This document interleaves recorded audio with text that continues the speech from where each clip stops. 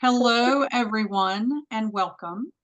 Thank you for joining us today for our webinar, Rigorous Teacher Induction to Help End Teacher Shortages. The educator workforce is currently facing many challenges. New teachers are entering a profession that demands much of them from day one. Too often, educators with great potential leave within their first few years, not because they lack passion or ability, but because they lack the structured support they need to thrive. Strong induction programs can help schools and districts not only keep these teachers in the classroom, but also grow new teachers into effective classroom leaders who understand and implement effective instructional practices leading to improved student outcomes. During today's session, we'll explore what makes induction programs truly effective, highlight promising practices from across the field, and discuss how educational leaders can use induction as a lever to address teacher shortages. We're thrilled to have you with us for this important conversation. So let's get started. Next slide, Megan. Megan, you're muted. There we go. And I was actually just going to say, before we hop into introducing our panelists, I was going to update on the technology perspective and could not find my unmute button. So irony there. Hello, everyone. Just want to relay that we have the opportunity for conversation in the chat today. And you can also submit questions as we enter into a discussion later on with our panelists. If you'd like to raise something up, a question for our panelists, please feel free to drop that into the question box, I suppose we would call it there. And we'll read those off as we have time in our discussion later today. Thanks, Megan. Megan and I are your hosts for today. My name's Amanda Merritt. I'm the Division Director for Development and Innovation here at SREB. And I'm Megan Bourne. I'm the Director of Educator Workforce, leading our policy section and supporting the entire educator workforce from early recruitment preparation all the way through to retirement. We're really pleased to have three panelists joining us today. We'll let them introduce themselves in order of picture on the screen. So Dr. Contreras. Hello, thank you so much for having me. I appreciate our continued focus on this very important area. I am a former superintendent of the Syracuse City School District in New York and in Guilford County Schools in North Carolina, and I am currently the CEO of the Innovation Project, which is in North Carolina, and is an organization made up of 24 superintendents across the state, representing about 50% of the state's children in their districts, who are really focused on using innovation to get outsized outcomes, positive outcomes for students and their families. So this discussion is something that is at the front of mind for me and the superintendents and districts that we serve. Thank you.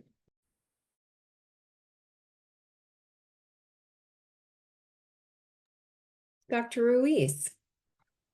Yes, thank you. Pleasure to be on with such a esteemed panel and appreciate the opportunity. I'm Dr. Ed.D. Ruiz. I'm the current state Florida superintendent for Charter Schools USA. We have about 67 schools across 17 now school districts in the state of Florida with over 80,000 students. So a very large network that spans basically from the tip of Florida all the way down to from Pensacola all the way down to Keys Gate, down in almost near the Key West. So have the opportunity to work with all of our schools and work with over 4,500 teachers and staff, and really love what we're able to do when we talk about providing choice for our families and providing choice for our teachers, and an excellent opportunity for students to be educated. And last but not least, Ms. Hall. Thank you, and afternoon, everyone. My name is Crystal Hall. I'm a Senior Director of Program and Partnerships with New Teacher Center. I support all of New Teacher Center's partnerships across the lower half of the country, so that includes most of the states in SREB's support states. And I am really excited about the conversation today, teacher induction and supports for new teachers, and thinking about the systems approach to induction in particular is really a cornerstone of the work we do at New Teacher Center. So really excited to engage today. Thank you all so much for being here. As we launch into the conversation, we wanted to engage the audience here a little bit in an attempt to do what is hopefully a fun little poll. So I'm going to launch this here, and hopefully it is appearing on your screen, and you have the option to be able to answer 4 questions in our poll today. I'll start to read the first as you all noodle on this and hopefully can select your answers. Question 1, what percentage of early career teachers turn over within the first 5 years in education? I'll pause to let folks go ahead and select what they think is the correct answer, either 28%, 35%, or 50%.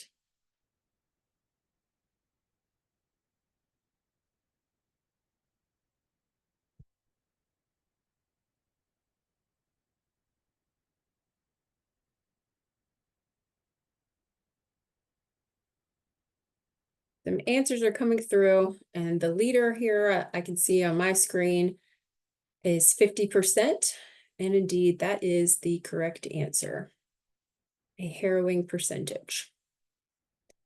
Down to question 2. Some of you are getting started there, which is wonderful. What percentage leave their positions within the first year? 10%, 18%, or 20%?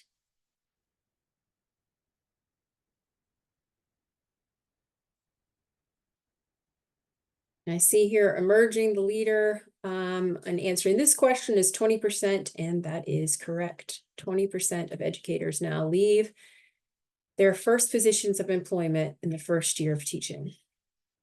Question 3, what is the top reason teachers now give when they leave their teaching position? Pay, flexibility, or leader and colleague support?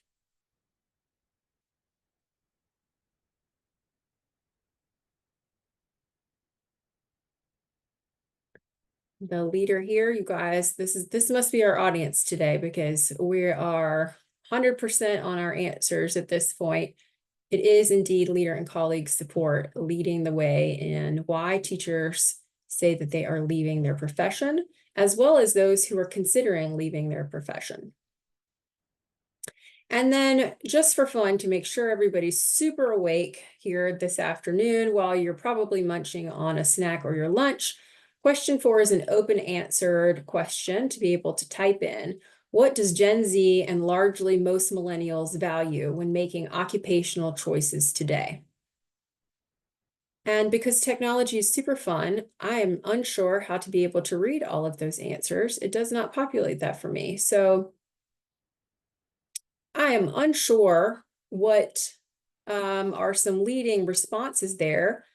So impromptu, I'll ask my colleague Amanda, give us what you think might be the occupational choice, the value of making occupational choices for Gen Z and most millennials today. I suspect somebody, oh, and we've got some adding in the chat here, flexibility. Oh, and I'm with you, Megan. I can't see the poll answer questions like that either. Quality of life, flexibility and support, work-life balance is coming in. Those are indeed true. We've done some research studies on this ourselves, and some other responses are also finding purpose in their employment, in their occupation of choice, having a purpose, giving back to their community or to the world, which is excellent for our education occupation. Work-life balance does lead, the ability for innovative technology use, also leads, and financial security is at the top of that list. Megan, we've had some other comments: a supportive work environment, lack of support, not being recognized as a professional, choice, positive reinforcement, just-in-time help, jobs that support their personal reasons toward helping society, and then not being heard or listened to. All of those are accurate. They don't all quite rise to the top, but in interviewing Gen Z teachers myself, I heard all of those pieces over the last few years. So thank you all for your participation. I'm glad some of you are totally awake and technology is part of the way working for us. So we'll launch in a little bit here with a bit more of an introduction. At SREB, we host many initiatives around supporting educators, supporting the educator workforce. And we feel like this is hopefully an important message that I'm sure many of you all will probably agree with, that if we're going to really invest in our students, which is also a great investment in our current and future economy, we really need to make sure that we're investing properly in our educators. As we look at what the educator workforce looks like today, just to continue on with a few more statistics and information, SREB collects a lot of data and information for the states in the Southeast region. You can see that tiny map up there in the corner, states representing Delaware down to Florida and over to Texas, 16 states in the Southeast. And when we look at the data from several sources around the teacher workforce, we see here that we've had a 25% drop in teacher preparation program completers over the last 10 years. And when you look at those program completers, an increased amount are coming from alternative preparation programs, whether they be alternative through universities or alternative through other types of for-profit and nonprofit programs. We've covered some of our turnover statistics, but also the South unfortunately leads in the majority of teacher vacancies around the nation, with an estimated 58% of vacancies happening in the Southeast. Underqualified, newly hired teachers are making up an increased proportion of our workforce in the South, and now up to 1 in 3 teachers are inexperienced or unqualified. And you can see here through some of these statistics on the screen that that percentage is higher in our high poverty or Title I schools. And again, the South is also leading not only in vacancies, but also in the percent of underqualified teachers in the United States, with 59% underqualified. In a state like Texas, that is currently having to hire the most new hires who are uncertified in our nation, that is at 52% for the state of Texas now, according to studies done within their universities there. The risk for turnover for novice teachers, as we've studied this here at SREB, it increases with certain conditions. This is data shown from Tennessee in particular, but we see similar trends in other states where those coming through traditional bachelor's or traditional master's programs do have a little bit less risk of turnover, and those coming through other non-traditional programs have an increased risk.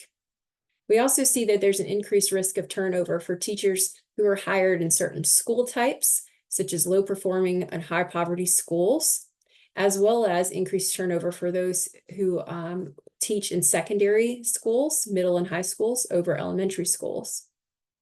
There's an increased risk in turnover among less effective teachers, among younger teachers in their early 20s, and among those who are starting with lower salaries.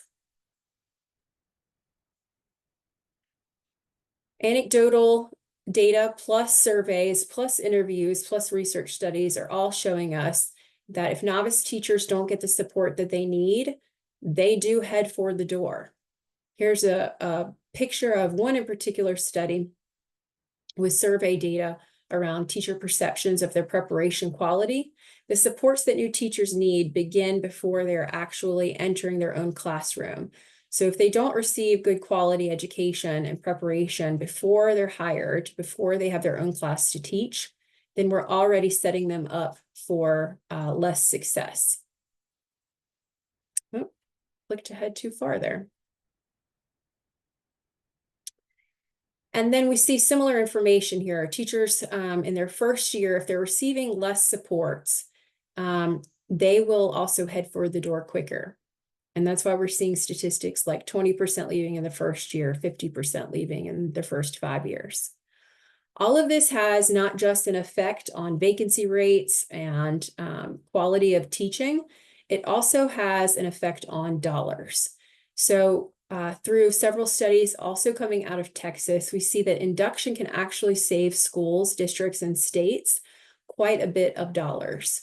If you look at the average costs which have been produced by multiple organizations over time, we see that replacement costs of teachers on average can total a potentially up to $82,000 over 5 years for different districts. Whereas growth costs, even if we're supporting salaries for teachers in a residency year, plus 3 years of the average induction program cost, that would take less money for our states and districts, on average savings of over $12,000 over 5 years per novice teacher. In a state like Maryland, this could potentially save somewhere around $238 million every 5 years. But then we also see that there's an effect to the dollars for individual students. So quality support improves student learning. It also improves their earning potential. Students who are consistently taught by underprepared teachers learn less over the course of their careers. Studies show that typically, if they are consistently taught by underprepared, undersupported teachers, they will achieve 8th grade reading levels in math and 7th grade reading levels by the time they graduate high school, versus those who will actually obtain 12th grade reading levels if they're consistently taught by prepared and supported teachers. The research goes further to see how much are folks earning with these different experiences. And those who are taught by just 10% more fully prepared teachers over the course of their K-12 career, they can earn an average increase of over $120,000 in their lifetime. And that does not include the effect of whether they've gone on to college, their degree programs, or any other aspect. That is just from the effect of the K-12 education alone. So adequately preparing and supporting and valuing our new teachers is what leads to higher retention of our staff. It leads to improved student outcomes, and it can lead to economic gains around our communities, our states, and the whole entire country. With that, I'm going to turn it over to Amanda to do a bit of introduction about teacher induction specifically. Thank you, Megan. So SREB has partnered with states and districts to support leaders and teachers, particularly novice teachers, across the nation for many years. Every student deserves a great teacher, and teachers do not become great without support. Effective district and school leaders foster a culture of support where new staff grow their skills and successful experienced educators advance into leadership roles, all contributing to increased student engagement and learning. In recent years, we at SREB have heard from many educational leaders around our region that novice teacher retention and effectiveness are major barriers to improving student outcomes. To support our states and districts, we've spent the last year and a half working on guidance related to support for novice teachers during their first few years in the profession or their induction period. This guidance began with defining teacher induction as a comprehensive support system designed to help new teachers transition smoothly into their roles, adapt to their new environments, and develop their skills to implement high-impact instructional practices and create a positive classroom culture. The desired outcomes of teacher induction programs should be increased teacher retention, higher teacher self-efficacy and effectiveness, and improved student outcomes, all of which are outcomes shown in rigorous research related to strong induction. At least 31 states in the nation, including at least 7 in the SREB region, require districts to provide some level of support for novice teachers and their mentors through an induction program, according to the Education Commission of the states. Next slide, please. Our definition of teacher induction is the foundation of SREB's new teacher induction framework, which was released this summer. This framework has 4 core components, all supported by research. Strong induction programs offer a tiered support system for novice and mentor teachers, leadership focused on teacher success and retention, high quality mentoring, and professional learning centered around positive teacher and student outcomes.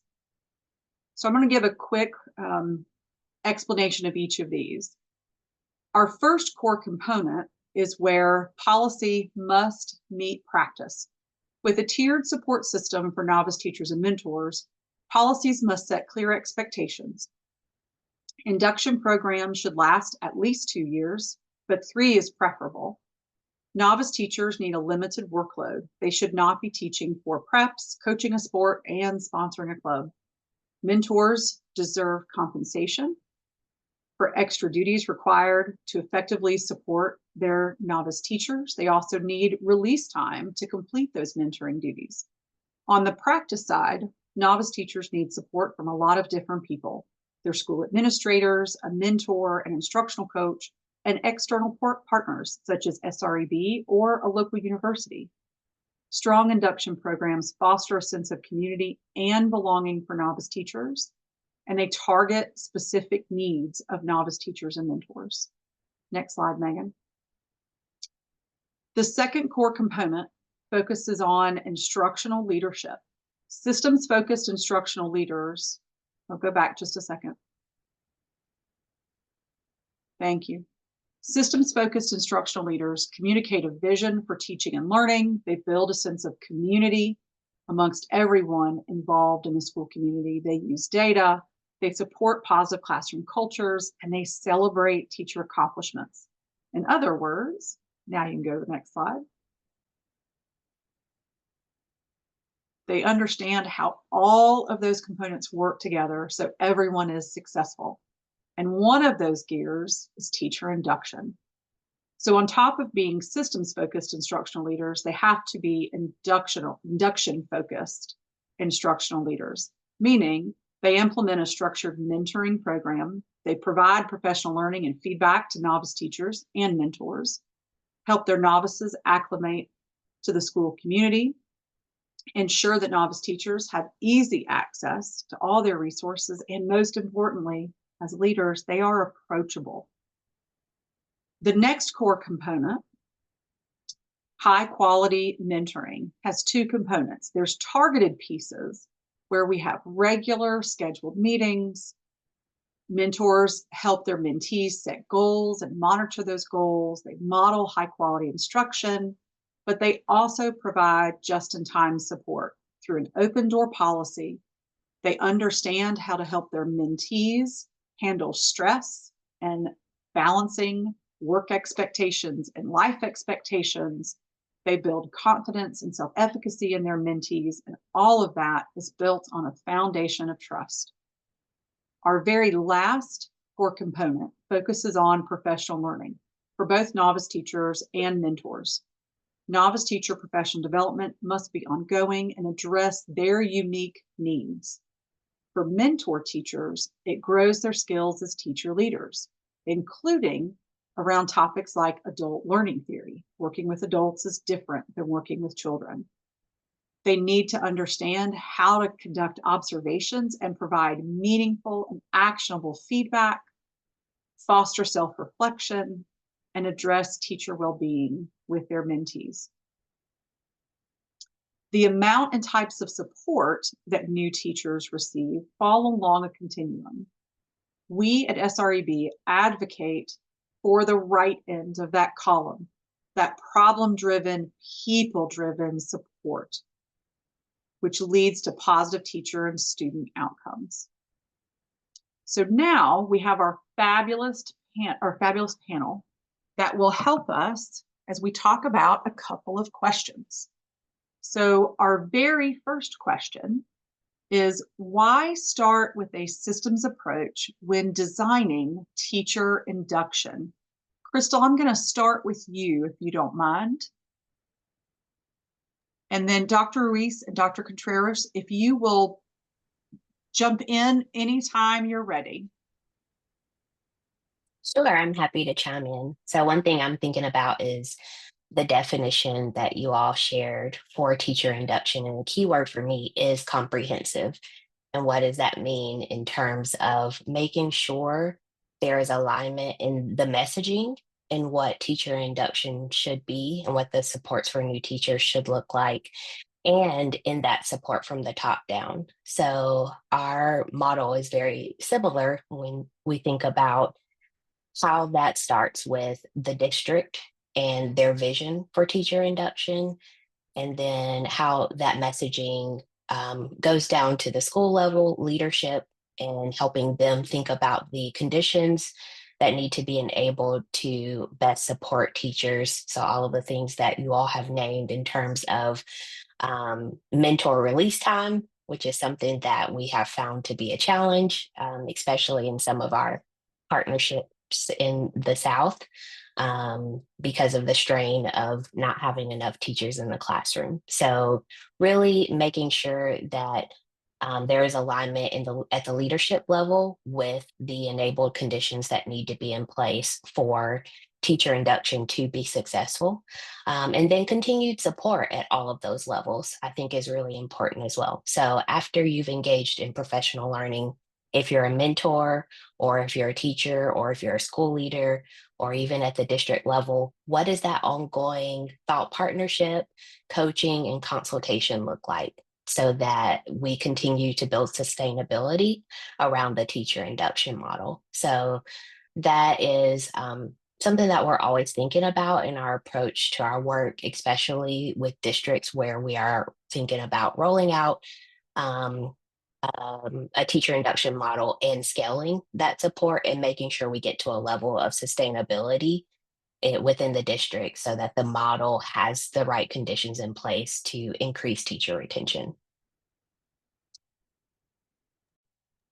Thank you so much. I would agree with what Crystal said, particularly the document being very comprehensive, and the data points are powerful for making the case to school boards and other policymakers about the importance of teacher induction models. To the question specifically, I think systemic approaches ensure equity. So I was superintendent of a district that had 132 schools. Every one of those schools had different culture, different levels of expertise with respect to the leaders and the teachers there. And districts cannot simply leave it to each individual school, each individual leader to make determinations about what an induction program should look like.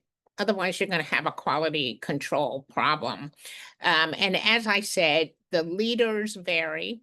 The resources available to each school may vary. So it is incumbent upon the district to really think about, how do we utilize an approach that we all agree upon that will yield better results in terms of outcomes and teacher recruitment, teacher retention in the district, and even within the district, making sure we retain teachers at high need schools. We help them on their career pathway.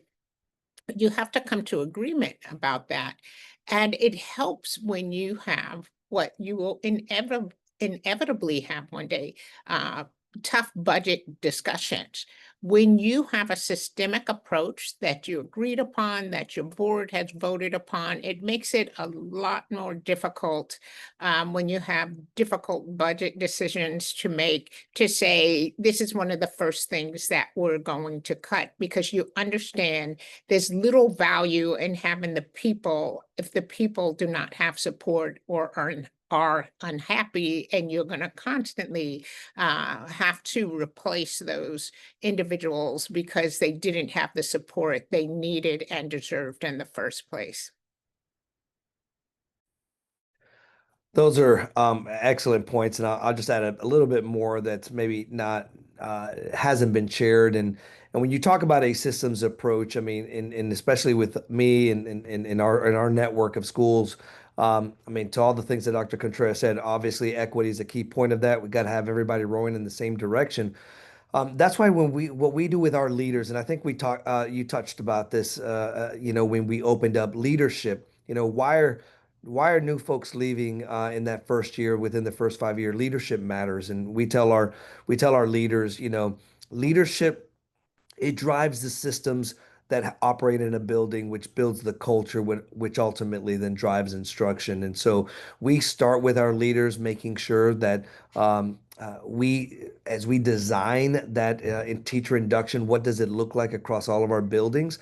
That it is the same, right? That we have the proper resources that are put in there, that our core messages around our curriculum, our operations, our compliance, our culture. And number one, working with charter schools is different. Even though we're a public school, whether you're coming from within a district school or maybe coming in from just out of the job, charter schools is a different piece. So we battle teacher induction even a little bit more so because it is a tough lift. So we want to make sure that it's consistent across all of our schools, that system is put there in place, and that we're able to send the same message. And then each school, then it differentiates based on the new teachers that are there. We then start to it has the key pieces. The foundation is the same, but then we differentiate based on how many are new and how many are coming in and what their needs are. Those are all excellent points and leads us to our next question quite well, Dr. Ruiz, about, excuse me, why focus on leadership development and support? And as you all are preparing to answer this question, would love to hear from each of you all on different types of development and support for different types of leaders. What do you feel is necessary and important for district leaders, for system leaders within different types of systems of schools, as well as school leaders themselves in different types of buildings and different types of contexts? Open question, any of you guys, to hop in and get started. Yeah, I'll be glad to begin. I want to say, first of all, as you just mentioned, there's so many different types of leaders within a district, and we have to be developing all of those. There is a term I learned years ago from the former superintendent of Dallas Independent School District, Michael Hinojosa. He taught me the scientific term Virga. Virga is the condensation, the rain in the clouds that never reaches the ground. And school systems function in much the same way. Lots of great ideas, but we don't do the work to make sure that those great ideas, those support systems actually reach the schools, the students, the teachers, the principals, those it was intended for. And so leadership development, as Eddie just said, helps us make sure everyone is marching to the same beat, that there is consistency. And it helps on a personal level with the career goals of the individuals in the system. You cannot have a teacher induction program at the school level that the district leaders are not familiar with, don't understand the purpose of, the structure of. Same with your middle level management, which are the school principals, the building leaders, the assistant principals. They each have to understand this. So leadership development is critical in rolling out all initiatives, and particularly this initiative, because it focuses on your most valuable asset in a school district, your people. And for teachers, I was looking at the comments when you asked a question about why teachers leave. There are quite a few comments about lack of say in their own profession, lack of flexibility. And I think that we have to continue to develop career pathways within the field of teaching. And to do that, you need to make sure that teachers have adequate leadership development training to contribute to that discussion, to the creation, to contribute to the creation of new models of education. So this support and leadership development is critical from the teacher level, your teacher assistant level, your paraprofessionals at every level in the organization to ensure that you have some consistency and strong systems and structures to, again, recruit and retain your staff.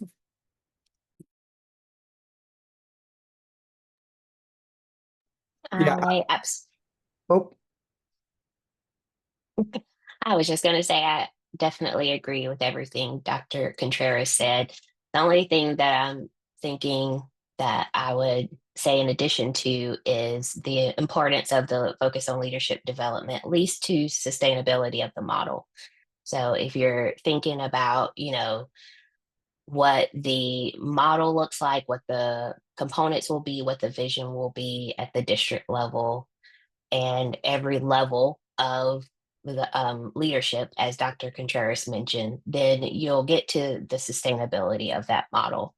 If you're just focusing on one component, if you're focusing just on the mentors or just on middle management, there's going to be turnover. You're going to miss the through line approach to making sure that the model will be able to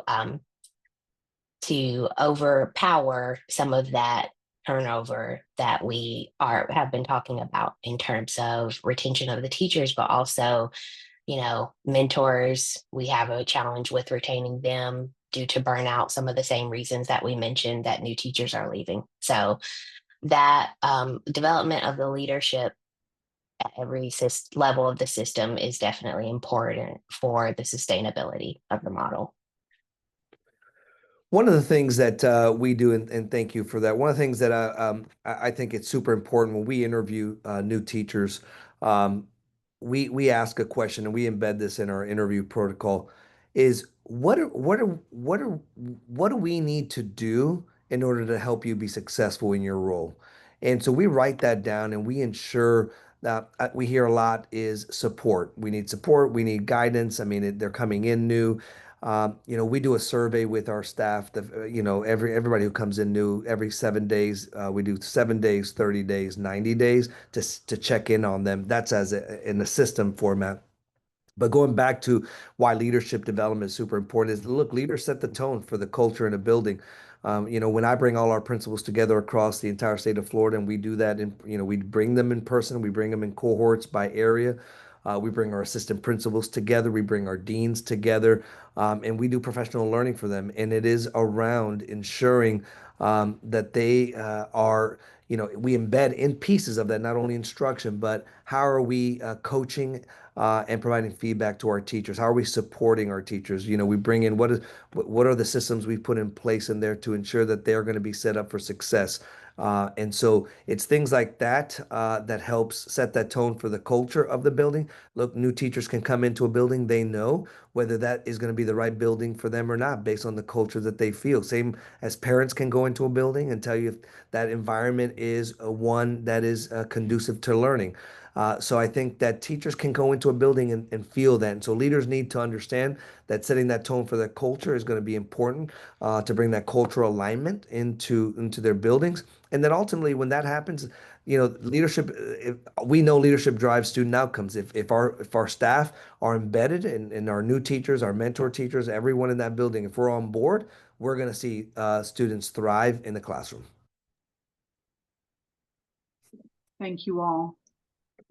School level building leadership is so very important to the retention of our new teachers, well, and frankly, all of our staff. But teacher leaders also play a part in helping our novice teachers choose to stay in the profession. So our next question: what does planned yet personalized mentoring look like? We would love to hear your thoughts on this one. Yeah, I'll start off on this one and say, um, you know, we definitely have to have a planned mentorship. And in our buildings, we do distributed leadership, right? Everybody in that building's a leader in one form or a fashion. Some are formalized and some are informalized.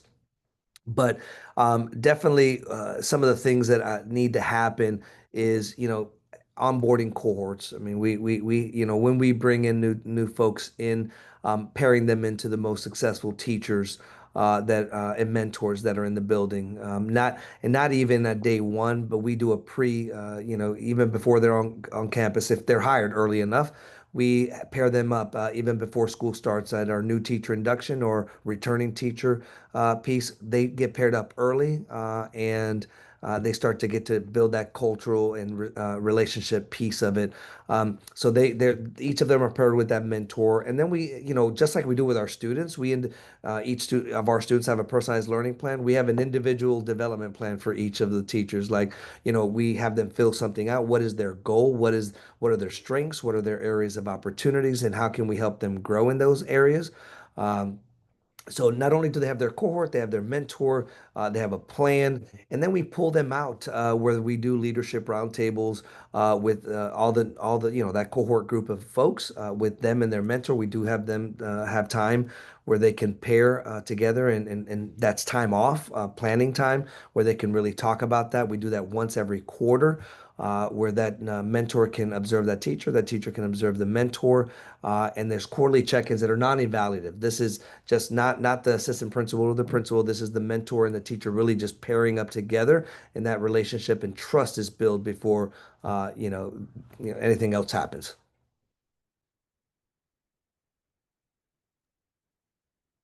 Two things that I would mention about our approach to professional learning for mentors in response to this question would be the focus on the importance of relationship building. So, just as Dr. Ruiz mentioned, making sure that mentors have the strategies and the tools and the knowledge of adult learning theory that helps them to lean in with relationships first with their mentees. And then the second thing that I would mention is the importance of understanding how to look for the entry points for mentoring and coaching of new teachers is a big component of our professional learning for mentors in particular. So the entry point is going to look different depending on the teacher and depending on the relationship that has been established between the mentor and the teacher. And so making sure as the mentor that you have the knowledge and the tools to understand what those entry points can look like and how to capitalize on what's going to be highest leverage in terms of support for the teacher and ultimately what leads to the impacts that we hope to see in the classroom is a really important component of building the capacity of mentors in their support of the new teachers. Yeah, thank you. So much of what I'm thinking has already been said, but I do want to add one aspect of it. And so, first, I'm going to say we often use the terms mentorship and coaching interchangeably. And as we think about strong teacher induction programs, I want us to think about coaching. The way I view this, coaching I see as more short term and skills based and can happen over and over again. Mentoring is more long term and helps you deal with career management. But part of that career management is about knowing how to work with adults on every aspect of the human journey. And I think we forget, but when I left the superintendency, I received hundreds of messages from individuals I worked with about what my leadership meant to them. But nearly every story, there weren't really stories about you helped me be a better reading teacher or a math teacher. It was more about seeing them as they went through the different aspects of the human journey. So we have to remember that people are going through marriage, divorce, sickness, health, caring for loved ones, and they're going through financial success, financial devastation. All these things are happening. And because we don't always have strong relationships, as Crystal pointed out, we don't know that they are struggling not only with perhaps the technical skills of teaching, but struggling just to get through certain days. And I think that's very frustrating when you are having a hard time personally, but you don't have someone who can help you. We know it's a tough day. This is how you can manage your week so that you have some additional support. This is how the team can support you while you're planning your wedding. Those sorts of things are important in the mentoring relationship because it's part of career management, time management, and helping you see that in the best times of your personal life, you can thrive professionally. You can also thrive professionally during difficult times because you understand the support systems that are around you. And so I encourage us as we develop these programs that help with or that include long-time mentorship, that the mentors really understand how to have strong relationships and how to support these teachers in career management by understanding how to have good work-life balance and not to become overwhelmed by either of those things. Thank you, Dr. Contreras. This is such a great point. I often try and remind folks that educators are employees. Education is a job. It is a workforce just as any other workforce out in the world. They are humans just as the rest of us are humans, and they need the same things that anyone else would need in their own lives and jobs to be able to succeed. So thank you for raising that point. Our last question relates to the fourth component of our framework around professional learning. Professional learning can take lots of different forms. It can be those short-term coaching pieces. It can be professional development offered in isolation or in continuation. It could be conferences. It can be sit and get. It can be collaborative PLCs, on and on, many examples. How does professional learning weave into all aspects of strong induction?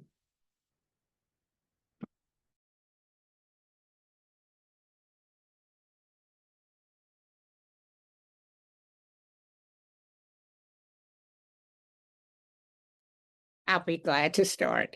I think about this a lot and the approach I used. And I actually worked with a partner, the New Teacher Center, who had lots of experience with this, to make sure that we thought often about where we were with our brand new induction program and what kind of initial professional learning was required and the ongoing professional learning and the types, like you said, PLCs, learning together. And we chose an approach that really focused on making sure we reduced professional isolation. And so I think that one, if you have no experience in this, you can design this on your own, but look to organizations like SREB and New Teacher Center that specialize in this and work with them to create strong models that reduce isolation and normalize coming together to improve not just individually, but as a collective. I think, Dr. Contreras, you took a few words that I was going to say, which is great, and that is, every induction program. First of all, professional learning is not. I don't believe it's a component. It's literally the backbone of really making the entire system work.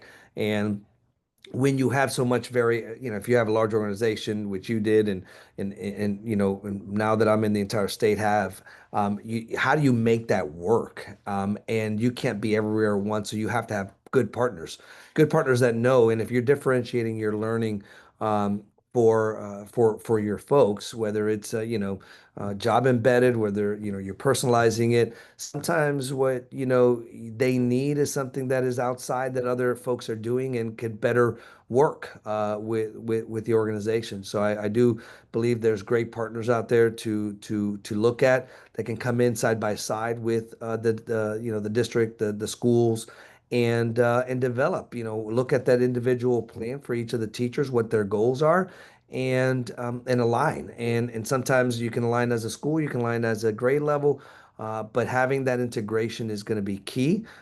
So that job embedded, those people come and do those job embedded. You can do that, or you can really just look at how do you go role specific to what the teacher needs, basically if it's content area, if they're new teachers, or maybe if it's other pieces, if they're coming in with that content already. But using data, I think, is going to be important. That drives all of this. I think we haven't talked a lot about that, but data, looking at the data to drive our decision making and drive where we're heading is going to be important. And also having our new teachers have a voice in that learning is key. So those are my thoughts. I would just add out, Dr. Reese, I was going to mention the data driven, the importance of being data driven and the importance of continued progress monitoring and iterating on the model. That's something that I'm always thinking about in terms of how we support districts in tackling the how of the professional learning being woven throughout all aspects of induction. One of the key components of getting to that sustainability that I was talking about earlier is to be in continued thought partnership with district level leaders, looking at the data from all of the professional learning and support. What adjustments do we need to make with the induction model or with professional learning or targeted stakeholders? And then how is that impacting our progress towards goals? So I think that's a really important component in tackling, making sure that you do have the right structure for professional learning for all of the stakeholder groups.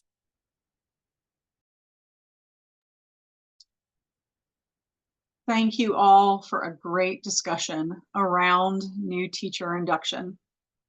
As was stated earlier, I believe, by Dr. Contreras, the most valuable asset in a school district is its people. And I think that theme came through as the panelists shared all of their expertise today. We must provide the supports our teachers and leaders need to ensure collective success. For any teacher induction program, it is important to monitor its success. If you are from a school district, how do you know how effective your teacher induction program is at retaining new teachers and helping them be effective so students benefit from their expertise? SREB can support you in monitoring that effectiveness of your teacher induction program if you need some support in that way. We have a new service called an induction program review, during which we facilitate at a high level a review of teacher induction using SREB staff and the district's other partners, such as a local technical college or university or a regional service education agency. We look at data, we do some focus groups, some interviews, some surveys, and we help a district look for promising practices and areas for growth and partner with them on a strategic plan to improve that induction program that leads to improved outcomes for teachers and students. We also have a long-standing teacher induction program called Teaching to Lead, which has supported alternatively certified career tech teachers and their mentors across the nation since 2010. In recent years, we have expanded this program to include support for alternatively certified math, science, humanities, and special education teachers. If you would like more information about Teaching to Lead or our induction work, please reach out to us. Our email addresses will be at the end of this presentation. We did not receive any questions in the chat. from any of our participants, but hopefully if there are follow-up questions, you all feel that you can reach out to any of us, whether it be at SREB or our wonderful panelists who joined us today. And we all know that induction is much more in-depth and intricate. And this was our introductory webinar, setting the stage and introducing the elements, the components, and the really priority aspects of getting started with a strong induction system. We have 4 more webinars in our series. Our next is coming up next week, September 18th from 1 to 2 p.m., same time, same place. This webinar will focus on how district leaders can create successful induction programs for their novice teachers and, of course, the mentors who serve them. So if you know some great district leaders out there who are looking for resources, help, and a good discussion about this, please let them know that they can join our webinar next week. All of our webinars will be recorded and the supporting slides will be posted to our website after each. So if you're interested in that information, you can get that on our website. And you can also access our framework and many other resources on our website at sreb.org/induction. In addition, we have a large conference that we hold every summer and have for several decades now, the Making Schools Work Conference. Next year, it will be in July in Nashville, a lovely city to enjoy. And we have some great new opportunities in 2026. So if you are interested in quality professional development that covers many topics for both educators and leaders, please check out that conference. We also have lots of other resources on our website, not just about the educator workforce, but also about K-12 educator supports and faculty supports. And then here's our direct information for Amanda and myself if you would like to contact us. Of course, you can also reach out to Ms. Hall, Dr. Ruiz, Dr. Contreras. They are wonderful resources to have, the New Teacher Center, as well as the knowledge and power of our experienced leaders in Dr. Ruiz and Dr. Contreras. Thank you guys so much for joining. We have 2 minutes left if any of you all would like to make a closing comment.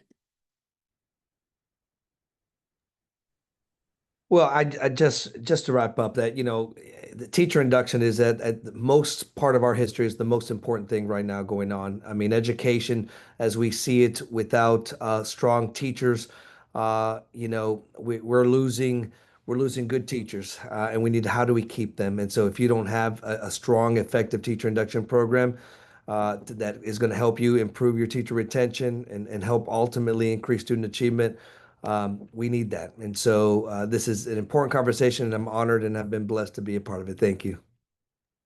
Thank you for having me on this panel. I just want to thank all of you, everyone that has joined us, for your hard work, your good work on behalf of children and our educators. And I wish you continued joy, courage, and success as we work to improve the quality of teaching, the longevity of our teachers in the profession. Thank you so much for having me. Thank you all. And for I anyone echo that. I'm sorry, Ms. Hall, for interrupting. For anyone who's still on, there was a live question really quick about who to contact for our Teaching to Lead program. You can reach out to the program's leader, Chris Bailey, chris.bailey@sreb.org. And I believe Amanda will probably drop that into the chat for us really quick. Ms. Hall, your final comment, since I so rudely interrupted you. No, you're fine. I was just going to say I echo those sentiments. I really enjoyed being on the panel, and this was a fantastic conversation and one that I know we will all continue. Thank you. Thank you all so much. And thank you all for participating and joining in with us today. We hope to see you next week.